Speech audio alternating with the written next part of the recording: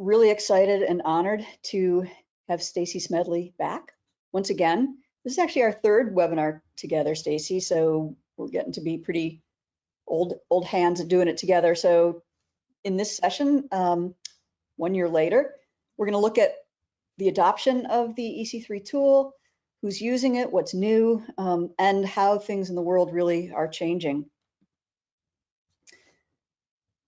For those of you who are familiar or haven't met Sustainable Minds or Building Transparency, that's the business under the umbrella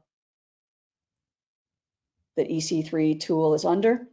We're going to do a quick introduction, and I'll throw it over to Stacy, who will spend most of the webinar doing the EC3 demo, talking about these things that we included in the webinar invite that got you here today. And then we'll do a quick overview of how we've integrated the EC3 data into the transparency catalog that allows people very quickly to get some insight into the comparative embodied carbon impacts of products from the same manufacturer and even from different manufacturers with products in the same category. This session is being recorded. You will receive a link to the recording. In the next day or two, we will take questions and ask that you put your questions in the questions panel. And we'll spend the end of the webinar throwing those questions back and forth. So let's move ahead. So as I said, 1 year later, using EPDs to select products with lower embodied carbon still isn't simple, but that's what Stacy and the team at Building Transparency and the EC3 tool have been working on to change all that. And there's been quite a lot of work done in the last year that's extremely exciting. We want to really focus though on, there's two types of users or two constituencies who make this possible. One is the demand in the marketplace by architects, engineers, contractors, and building owners who want and need to design and build lower embodied carbon buildings. And the others are the manufacturers who need and want to make lower embodied carbon products, particularly to meet the demand of the marketplace. They want to be able to compete on this metric because now environmental performance and material health are performance attributes that people do make purchase decisions based on. And they want to be sure that they can use this information to get their product selected into the spec and ultimately into the project, procured, purchased, and obviously, in that case, win more business. So today's demos, both by Stacy and me, will address the goals of both of these two types of users because it really is this virtuous cycle of supply and demand. And it means we all have to do things differently to continue to advance this cause. So a little bit about Sustainable Minds. We're a software company. I'm Terry Swack, the CEO and founder, and I started the company back in 2007 before people really cared too much about greener products. And I had the idea that green is a word that didn't really mean anything, and manufacturers who may even have been interested in designing greener products didn't know how or even what it would mean. So our very first tool that we brought to market was the first streamlined LCA and eco-design tool for all kinds of product manufacturers, not just building product manufacturers, to be able to integrate life cycle thinking and LCA into early stage design, to be able to make better informed trade-off decisions and ultimately design and make actually greener products and bring those to market. So green is code for environmental performance. And when LEED version 4 in 2012 introduced the EPD credit, the credit for disclosing the environmental performance or environmental impact of products, we took what we knew about making LCA understandable to people who are not LCA analysts and developed our suite of transparency products to help the market evolve using life cycle results to make better informed decisions about products. So that suite of products and services that we developed started with becoming a program operator. In 2014, we develop PCRs and EPDs, we deliver LCA and material evaluation services, and we developed and launched in 2016 the Transparency Catalog, a cloud platform for highlighting all of the building product manufacturers investing in product transparency, either EPDs or material ingredient disclosures, for products that can be used in projects in North America.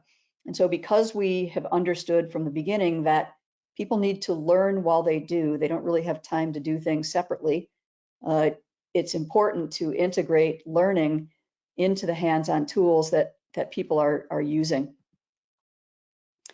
And this is really how the EC3 tool, Building Transparency and Sustainable Minds, met on very common ground. It's all about making things understandable, simplifying the process so that it is easy to use to ultimately meet that goal of finding, specifying, and procuring lower embodied carbon construction materials. The way we've brought the content together is not only is it the EC3 tool easy to use to build, very sophisticated and complex models to make decisions. By integrating that content into the Transparency Catalog, we've made it really easy for people who want to be able to factor in the relative embodied carbon impacts into selecting and specifying products. We've made that simple and in a glance. We worked early on with Stacy and the EC3 tool team, Kate Simonen, who actually developed the methodology at the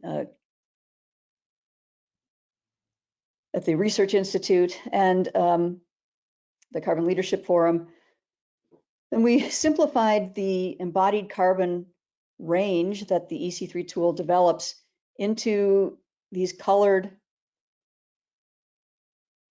quintile objects and have dropped those into a manufacturer's listing in the catalog. So when you see the product, you can see they have an EPD, any material ingredient disclosures, and you can see very quickly the embodied carbon percentage range that this particular product has as reported in the EPD.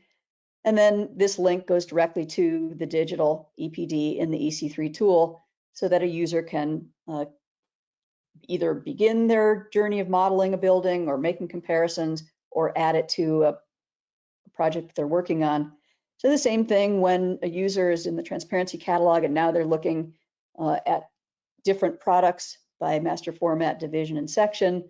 Again, it's easy to see in a glance the various quintile percentages associated with each of these products.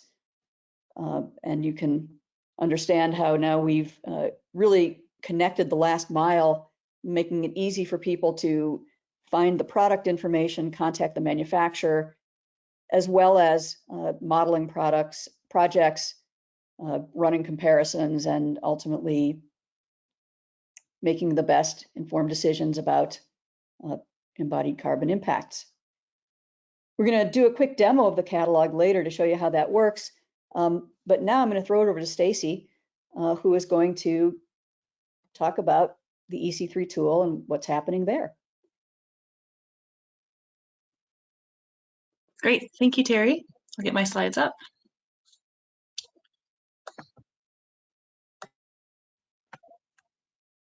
So as Terry mentioned, my name is Stacy Smedley. I'm currently the Executive Director of Building Transparency, the new nonprofit that is maintaining and managing the Embodied Carbon and Construction Calculator. Today, I'm really going to talk about where we are today, a year later since our last webinar with Sustainable Minds, and dig into how we can support embodied carbon reduction through digital data transparency and the EC3 tool. So I typically show this slide, my slides of just kind of grounding everyone in this, with one that shows the impacts of buildings when it comes to greenhouse gas emissions globally. This is a new one that I find really interesting when we start to dig into just materials. If you're looking at greenhouse gas emissions by sector and you look at manufacturing, and you break down that manufacturing part of the pie, what you start to see is that building materials are some of the largest emissions percentages, particularly things like cement, iron, and steel. A lot of the other ones are falling in that other category. And this is really what we're trying to tackle when it comes to embodied carbon, what the EC3 tool is enabling us to do, looking down the supply chain of manufacturing of building materials to really prioritize and incentivize low carbon material procurement. And again, these are slides that I've shown many times over the past year, but we care about this because we know that we're building so much and that this embodied carbon side of things is actually accounting for upwards of half, if not more, of the emissions of our buildings to 2050 and getting to zero. And of course, embodied carbon, just for everyone's grounding, is the pictures on the left when it comes to how we extract, manufacture, transport, install, replace, and demolish and dispose of materials, all the emissions associated with all of those things. What's exciting today, I think this is not a slide I would have shown a year ago, it's where we are today, is that we really are reaching this tipping point when it comes to embodied carbon understanding and action. I think we're at a point now with it where it's moving forward. There's no stopping it. It's just the speed at which it now spreads. And that's what I'm going to get into a little bit today with some of our statistics.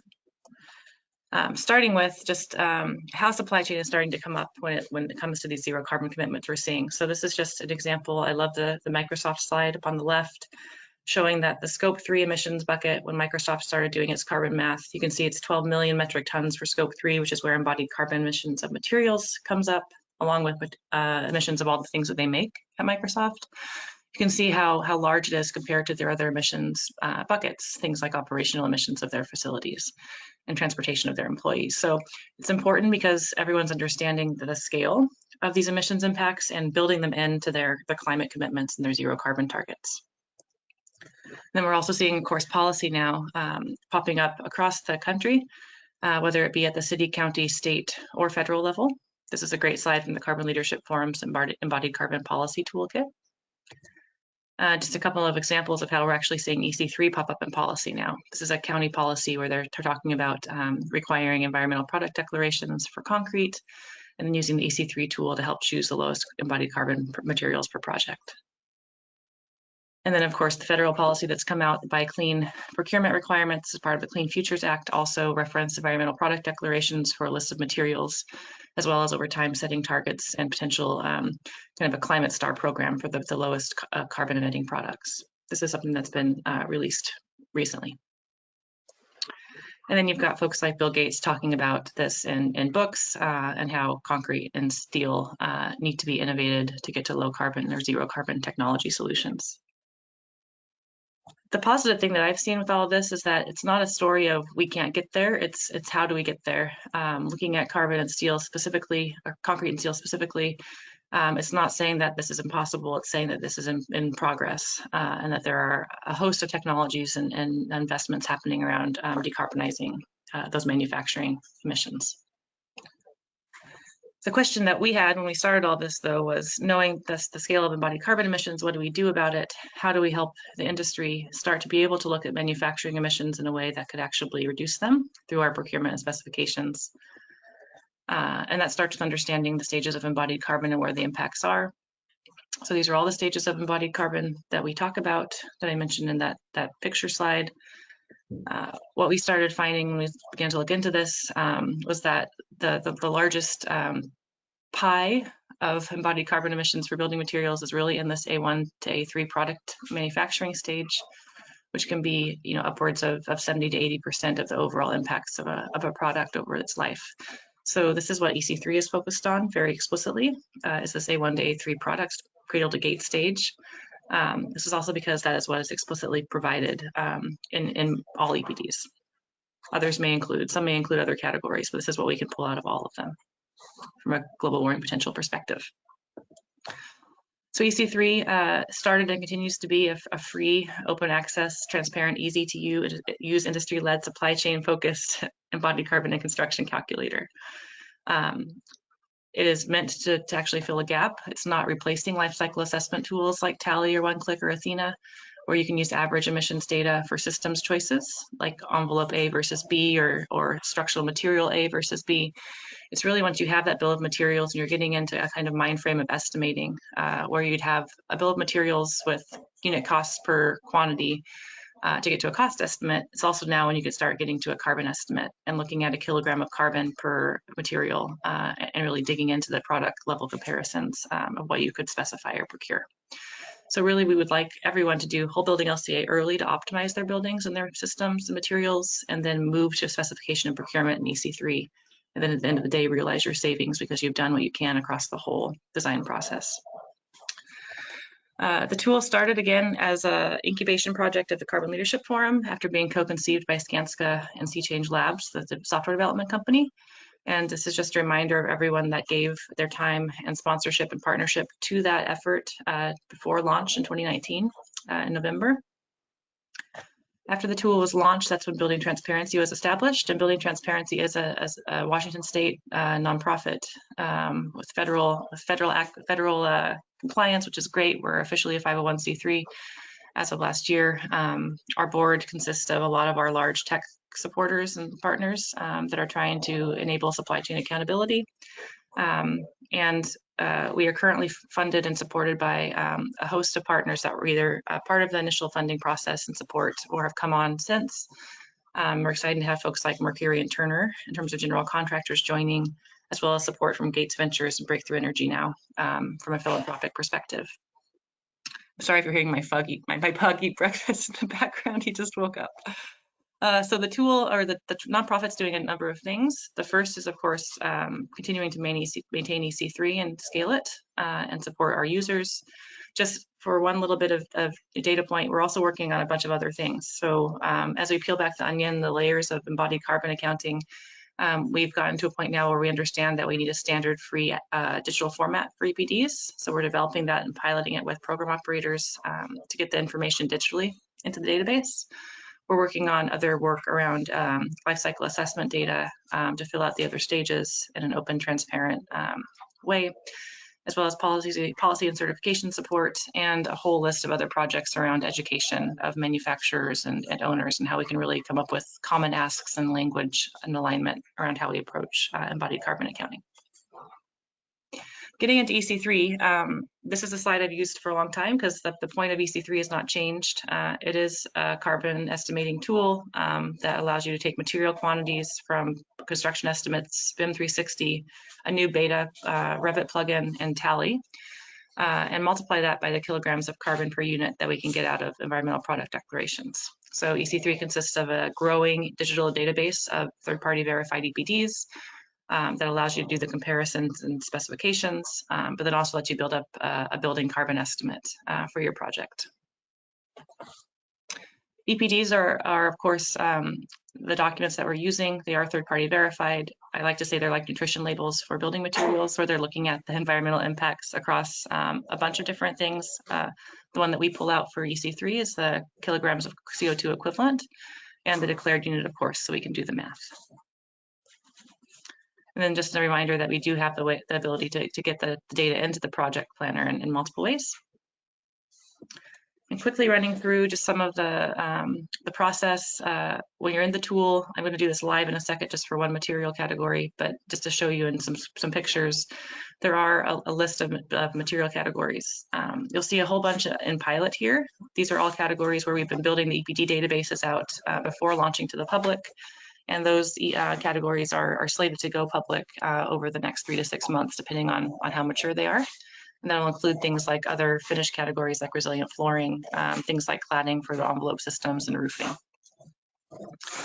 Once you click on one of the material categories that's public, it's going to take you to the screen that has performance filters particular to that product or material category. You can do geographic searches where you can get some regional data or even very, very specific to your project by radius once you've built a building in the tool. It's going to give you the number of EPDs that meet your criteria and remind you what those criteria were in your search tips. And then it's going to give you the box plot that explains the data that you've been returned in kilograms of CO2. So just to ground everyone in what those box plots are, they appear all the way through the tool. They are giving you all the results that meet your search parameters for your collection searches.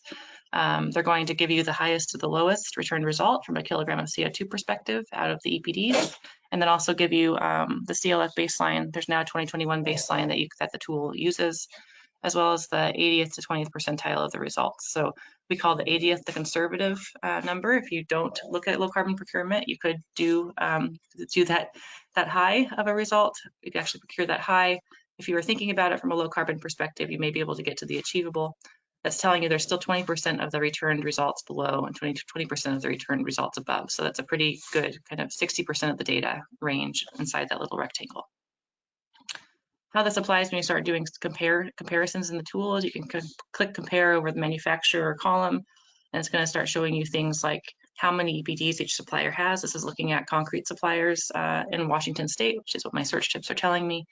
How they're directionally within their own set of data performing from a carbon perspective for the mixes that they've disclosed. So these are 5,000 PSI mixes. This is telling you that Cadman and Stoneway look like they're generally optimizing things a little better at this point than Cal Portland.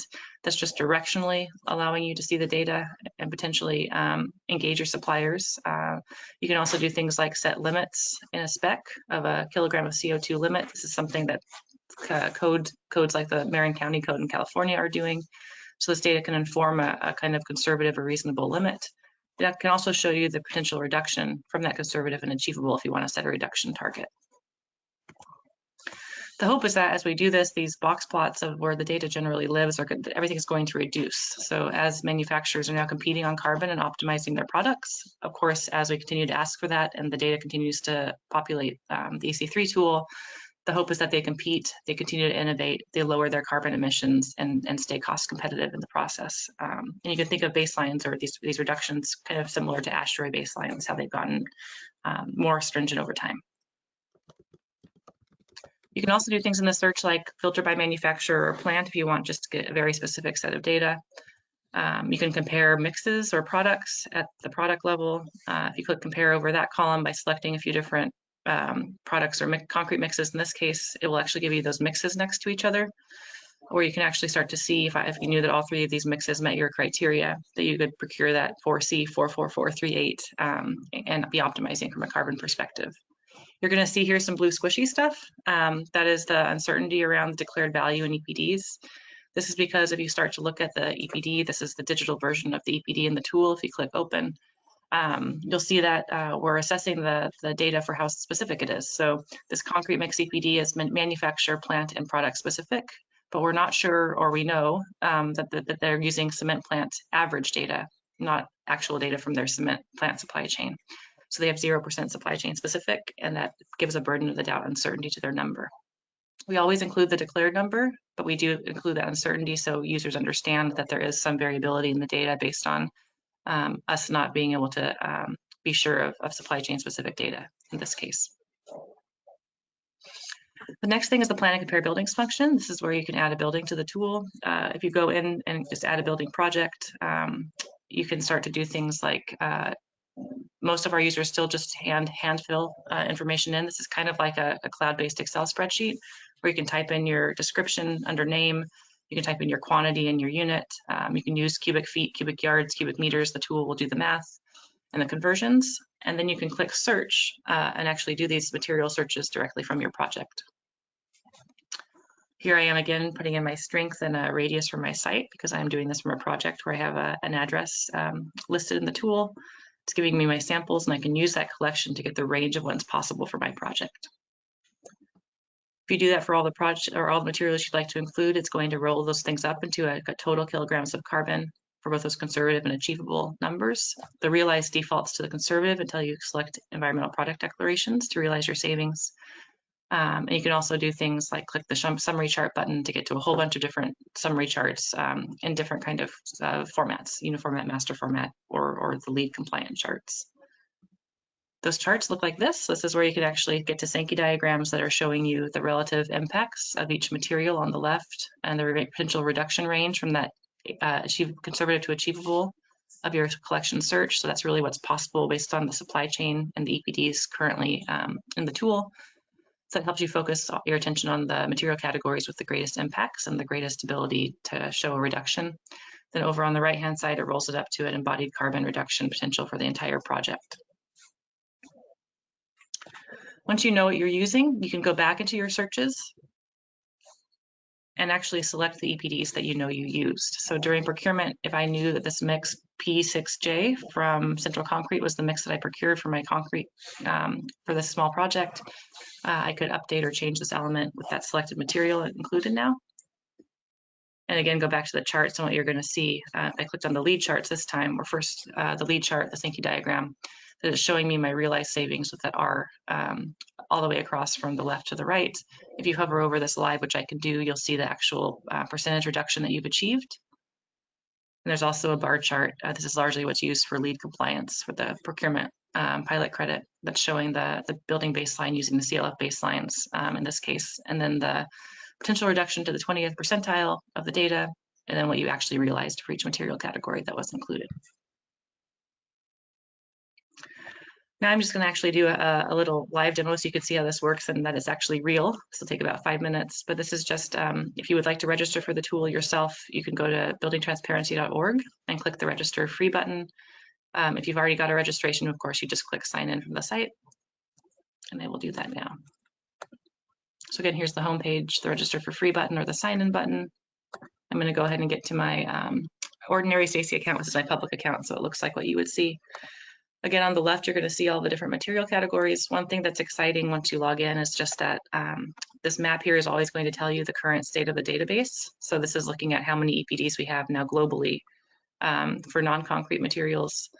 And then if I click on concretes, what you're going to see is that we're actually far ahead here in the States in digitizing mix-specific concrete EPDs. So we've got over 32,000 of those in the US, and are hoping to spread this across the globe. Again, you can look at it from a US perspective and start, especially for concrete, to see where we're getting pockets of data show up. This is largely based on projects that are now asking their suppliers to disclose through EPDs. And those suppliers then invest in the digital EPD system and start to get these little pockets around cities with suppliers beginning to provide data. Once one provides the data, it seems like a couple others come on board fairly quickly, and that competition starts to happen. This is, of course, how many EPDs we have per public category in the tool to date. And then it gets down to the fact that even the plants and manufacturers that are represented per category. So this is just fun. You can look at it live and see how it's growing or changing over time. I'm going to just show again how the search and sort works. At this time, I'm going to go to steel and rebar. And I'm going to click next.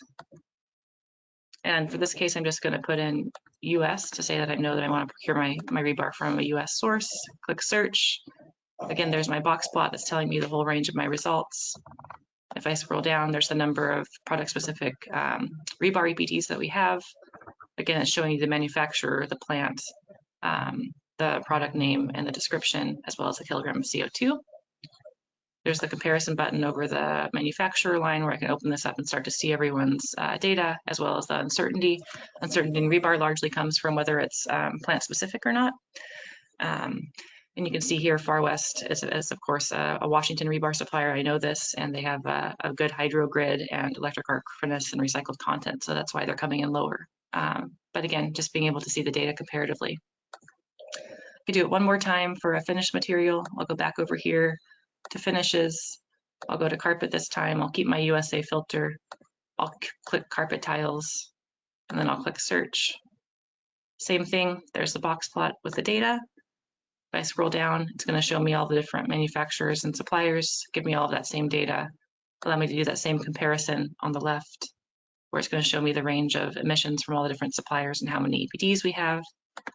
And then if I wanted to start looking at comparatively some products, I could start to filter. If I know that's my Shaw product and I know that I have an interface product I want to compare it to, I can start to filter this first by interface and then maybe by a kind of key phrase. And I think there's a bio-based product, but I can't remember it right now, so I'll pick one. And again, these might not be comparable really. I'm just going to pick a couple so that you can see how this works. If I click compare, you'd be able to go up and see those two products next to each other. And even if you select one, how it's doing compared to the next one.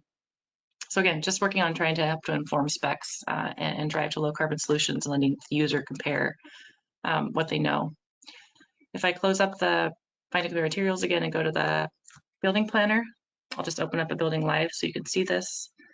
I will go to, oops, we go to this one. I'll go to my other account where I can get to that project that I want.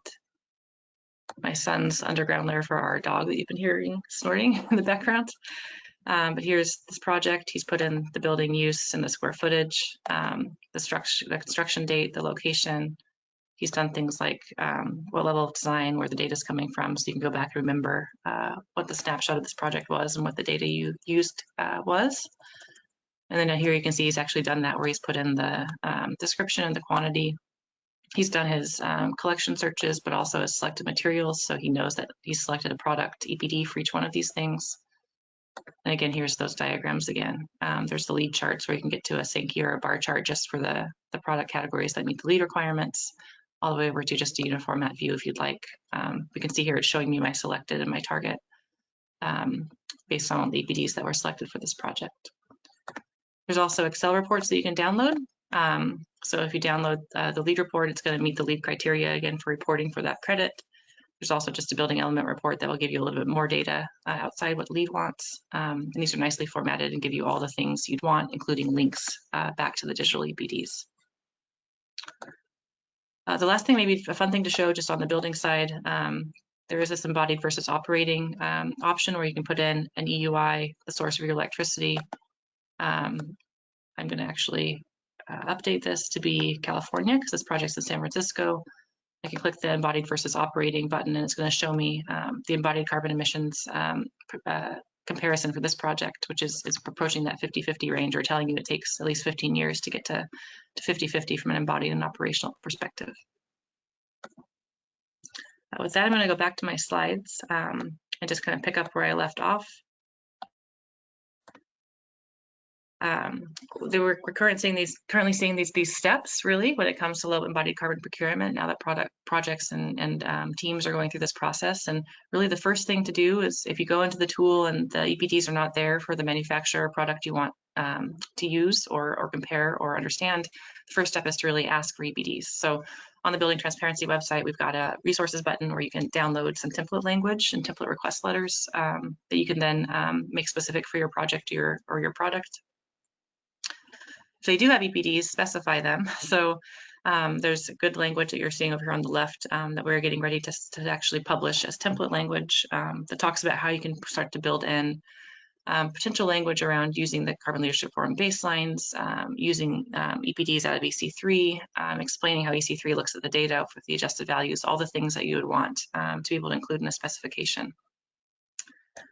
And then after those specs, it really needs to make it into the bid documents with the contractors. So we also have some template bid language of how this has been approached by projects recently. And this is talking about, asking questions like, if you don't have an EPD, will you commit to providing one? If not, why not? And if so, would the project have a cost associated with that?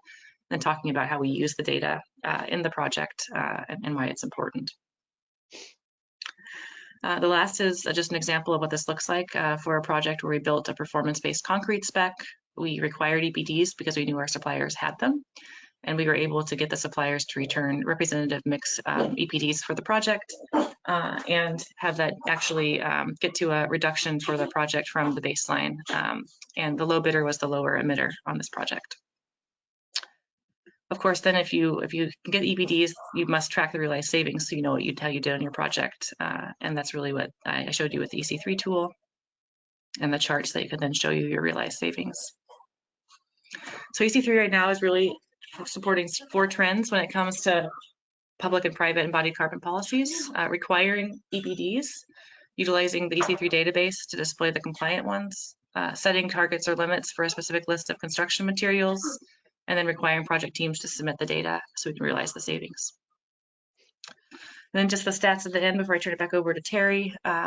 These are just, again, supporting my theory of tipping points. We had 1,000 people on the wait list when we launched the tool in November of 2019.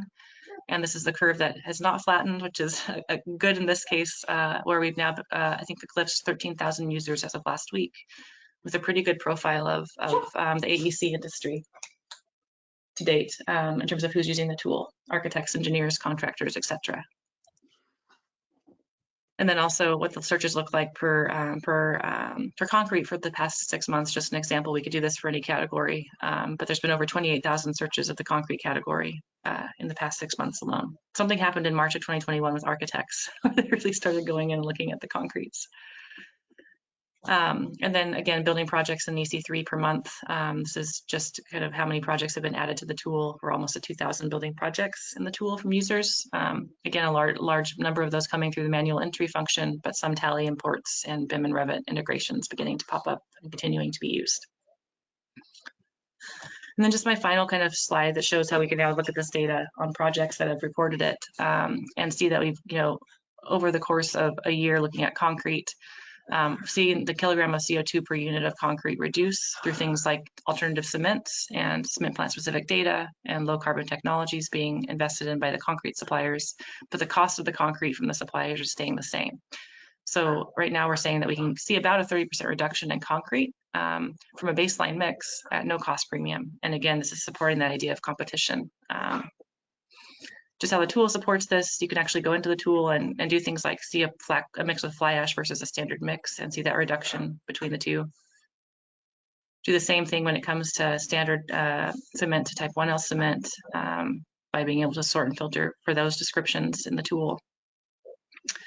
And then this is just what we think the future state may look like for concrete as suppliers continue to engage and invest and compete, with some costs coming for things like carbon capture, but really this competition incentivizing carbon reduction with minimal cost increase. With that, I will stop, turn it back over to Terry. I apologize for all of the noises of the family being out in the living room with me, but happy to take questions once Terry's finished her presentation. Well, thanks, Stacy. Actually, there are a couple that I might throw at you now just because they're going to be quick. And so first, I was hoping, and by the way, awesome work. I mean, you guys have not been sitting on your hands. Can you show us again where to find those spec documents? Because absolutely, yeah. Let me just, if I go back to the website, there's a resources tab here that has documents listed. If you click on that, there's some good kind of product brief and primers on EC3 in general, but there's also the EPD request letters, the big document examples per material category, and some standard specs. The one I showed you is something we're developing for other material categories, so it's not live yet. This is where it will live when it is in the next few months. Okay, those are great. Those are really fantastic. Another way to powerfully influence the market. So some quick questions, Stacy. Other than carbon emissions and global environmental impact, does the tool assist with the selection of materials that have low emissions regarding indoor air quality? No, I think what we've tried to do with EC3 is stick to our lane and do one thing really well and something that was kind of what was missing. And there's a lot of work to do just when it comes to getting these EPDs digitized and pulling out this carbon emissions data. What we have done is partner with Sustainable Minds and others through the fact that our whole API, the database API in terms of how you can actually call all of the data out of EC3 is free. So when Terry gets into her demo, what you'll see is that we're able to feed our kilograms of CO2 carbon emissions data for all these products and the EPD links and all those things to other tools that want to include carbon but do more. So really, we want to do this really well, but we want to enable other tools like the Transparency Catalog or Mindful Materials or EPDs or any of those that might want to call our data in to use that, and we support those integrations. Next question, Stacy. How do you collect all the EPD information from the different program operators? So right now, if I just go back into the data, all these EPDs that you see in here are largely PDF documents that we have sourced from the program operators or the manufacturers or from people importing EPDs right here on the left yourself. You could do this yourself just by clicking that import button and uploading the PDF. We machine read all of these and then digitize them into our format. So if I open up one of these that actually has failed, what you're going to see is that there's a whole list of scripts and QA errors that we have to go through and solve for each of these as we digitize the EPD. What we're moving to very quickly is a standard format that we've developed called Open EPD. That's a digital format. We're actually partnered with UL to pilot first, but then it's opening up to all program operators very quickly in a month or so. The ability to just input their data into our digital format at the time of creation of the EPD and translate to us digitally. And that's going to really, of course, optimize the process from our end in terms of FTEs that have to go QA QC this data as we machine read it, but also enable program operators to just create digital EPD documents that can come into our database, but also any other database. So that's really exciting. That's one of our big pushes this year. And Stacy, there's an interest in wood categories. Is wood a current category that you've included? Yeah, if I go back to the public version, what you'll see is wood here is included. So we do have the data that exists both from a industry average and product specific lens. So if I go into mass timber, for instance, and search that section, we do actually have a good list of CLT and LT, Crosslam, Nordic Lam, Vulcan, all these different suppliers are starting to develop facility-specific EPDs for their products. What about wood flooring? Wood flooring is not a public category yet, but what our current kind of new rule is, if we can get to a collection of more than 5 EPDs for a category, that's when we would release it to public beta. So as we start to get EPDs for some of these things, they will begin to become public. Good. Okay. Well, never a dull moment. No shortage of things to do on the list, right?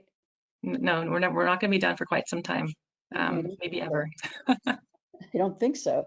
One last question about wood, and then I'm going to jump over to talk about the transparency catalog, and we'll come back to a few more questions as they trickle in.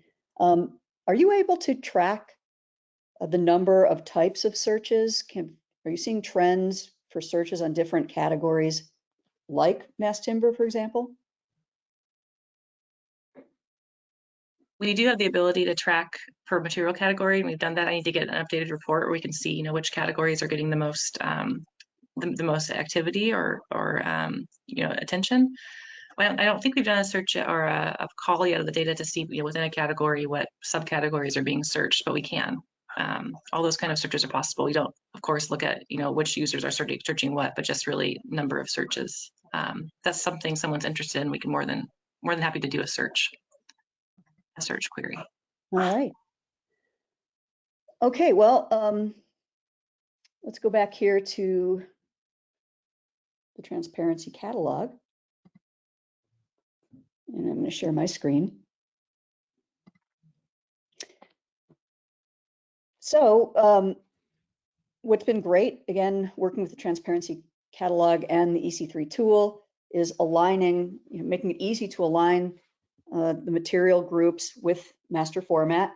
And for those of you who know the transparency catalog, we're all about helping people in any stage of the project, whether it's early stage research, specification, or procurement. So in pre-construction, making it really fast and efficient for contractors to be able to find those manufacturers who have high performance products that meet the design intent of the design team. And so Sustainable Minds is a mission-based company, and our mission is to operationalize environmental performance into mainstream manufacturing and product development, specifically to drive revenue and brand value for manufacturers. And so, that's the way you incentivize businesses to do more, make higher performing products, is to show them how they're actually how they will grow their businesses.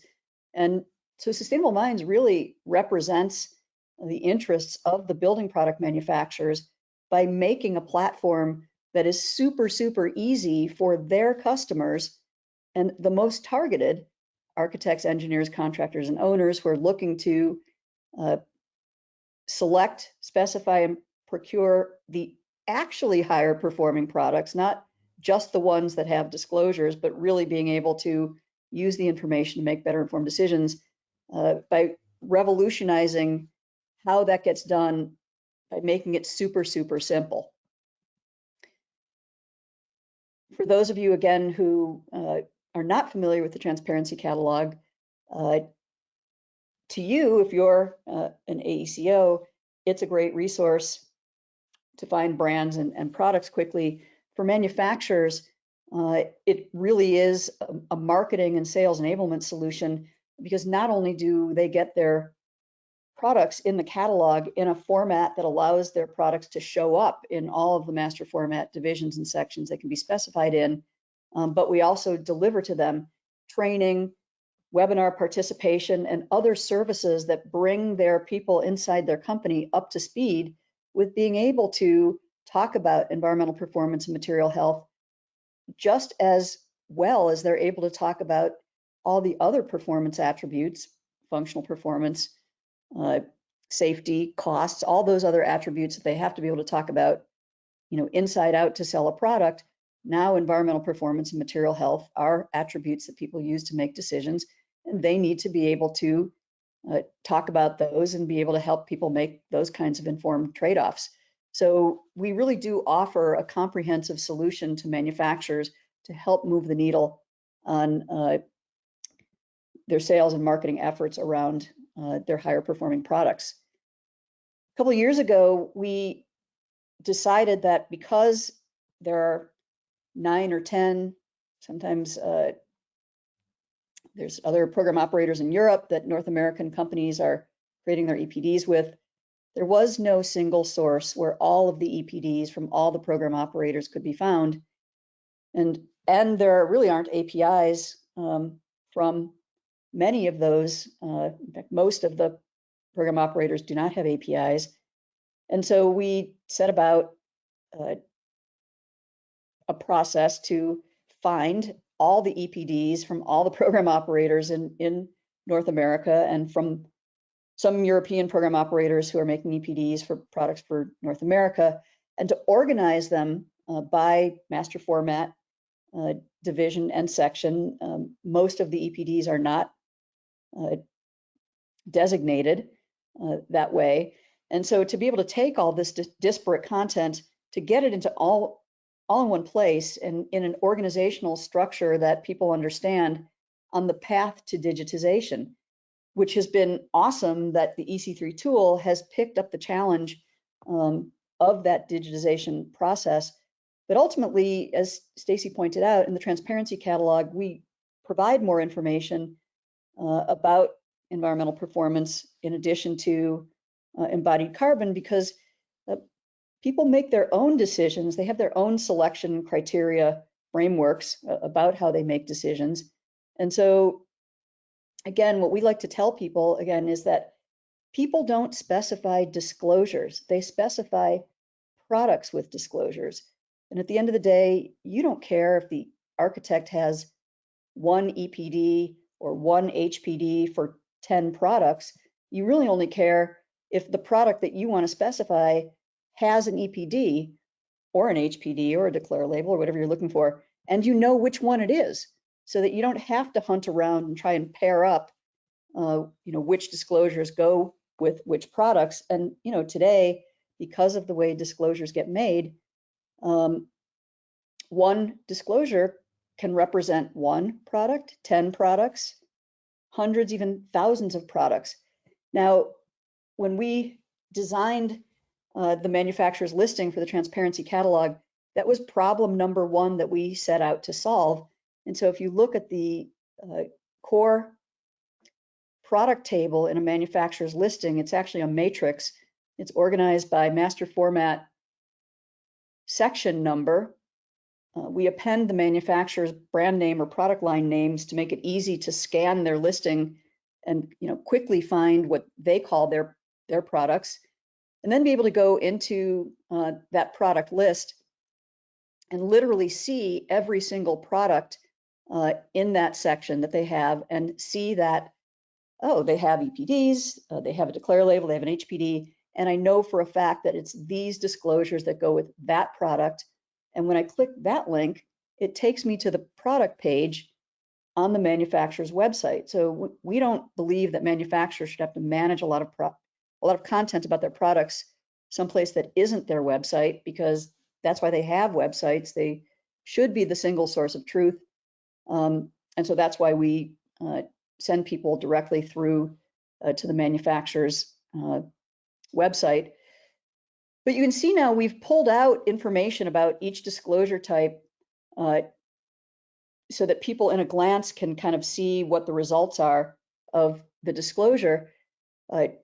Easy to see that this is a red list free declare label. Each of these disclosures have a tooltip. I'll show you when I go to the live demo. This gives you the summary of the results of the HPD. But with EPDs, there isn't really that much you can say at a high level, beyond what's the scope, the regionality, and the validity period. But when EC3 came along, we said this is awesome, because now we can actually add the embodied carbon impacts pulled directly from this EPD. So it was logical to put the link to the digital EPD there, be able to tell you something about the embodied carbon impacts of this product in a glance, and then allow you to drill into another tool that allows you to do just what Stacy showed you, comparisons to other manufacturers side by side, as well as then add products to projects. I'm going to show you a quick demo of this too. In January, we launched a new analytics dashboard for the manufacturers who have their products in the transparency catalog. And we really kind of look at the entire industry, all the activity going to all of the master format divisions in the catalog. And we track all that activity. A user can change the date range. And so the default is the most to least searches done directly first on a division, and then directly on the sections, the most popular, the most searched sections. This can be sorted numerically. Again, the default is high to low. But we show a whole bunch of things starting really at the big picture. What are people doing in terms of page views, searching and downloading? Where are people coming from? This goes down to the city level. And finally, we get for the manufacturer down to the number of times their products have shown up and viewed in search results, how many times their pages were viewed, and then finally, how many times their content was clicked on and downloaded. And not only do we share this information specifically with the manufacturer about their results, we're sharing all of the information about every manufacturer in the catalog with everybody. Again, because we think, first of all, we have the data.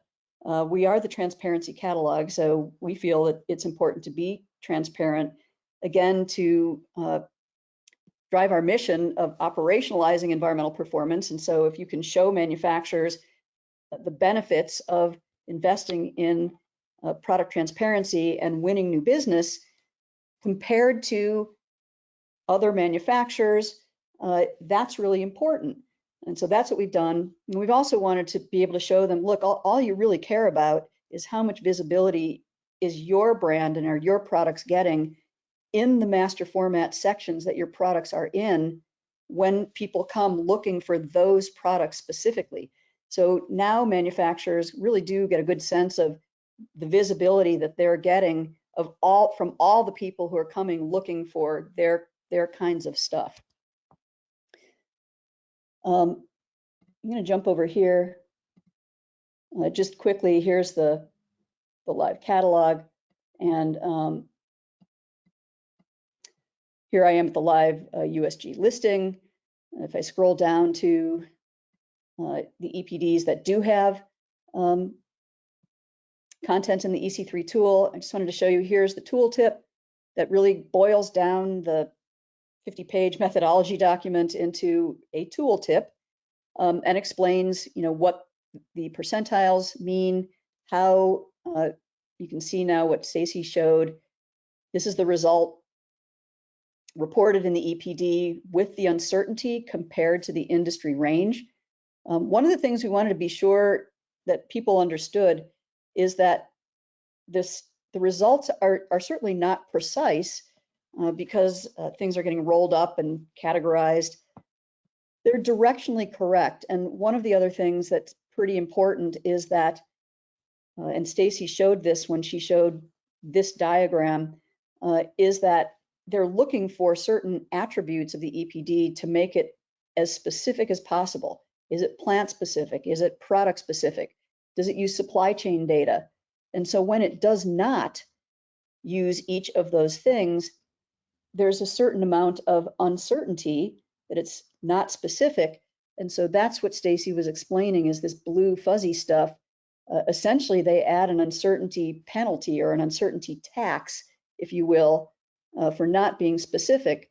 And so the comparison to the industry range happens at the highest level of uncertainty compared to the industry range, which also uses the uncertainty. So it is comparing uncertainty, but the point is that this should be incentivizing manufacturers to be specific about what they're reporting in EPDs. And all of the documentation that Stacy was showing, the new Open EPD platform is all driving the requirement for specific reporting so that you really can be making decisions based on actual data, not estimated data or uncertain data. So that's really where things are going. So just keep in mind that the results, again, are directionally correct, and it may not always be the case that if a product shows that it's in one of the higher percentiles, it may not actually be a higher embodied carbon product. It may just be that their EPDs had a lot of uncertainty. So, you know, this is something that manufacturers are paying attention to. There really is the trend to be more specific. And that's what we're all working towards. I'm going to stop my demo here for now. And Stacy, there were a couple other questions that I thought could be useful to have you close on. And any question that didn't get answered during our time together now, we'll certainly answer in a follow-up. Leave any more comments and questions on your way out in the exit questions. And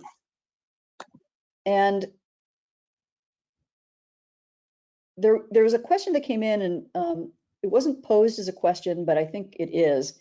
And so it goes back to setting the project, Stacy.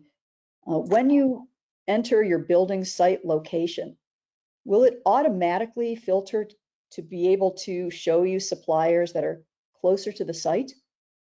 No. Yeah, so if you build a project, if you start a project under the project planner and you put in the address of your site and save, if you do your searches from that project, you can search by radius to that address. So and just the find and compare materials feature, you could do things like search, I think, down to state. But if you know that location of your project and you start a project and put in that location, you can then do the searches from that project and like I showed, and search by whatever radius you like. Okay, well, Stacy, thank you so much for sharing all your good work. And again, if you arrived just a little bit after the opening, this session was recorded. You will get emailed the link to the recording in the next couple days. You can also request the deck if you'd like to have that as well, and we'll send that to you. We're doing this webinar again on Thursday. It will be live. We are not going to play the recording. So if you would like to come back and listen to it again, you can. Tell your friends. We'll send out another reminder. And go ahead, sign up for your EC3 account. And the transparency catalog does not require an account. So go ahead, use the transparency catalog to your heart's delight. And we look forward, both of us, to seeing you back on another webinar soon. Thanks, Stacy. Thank you.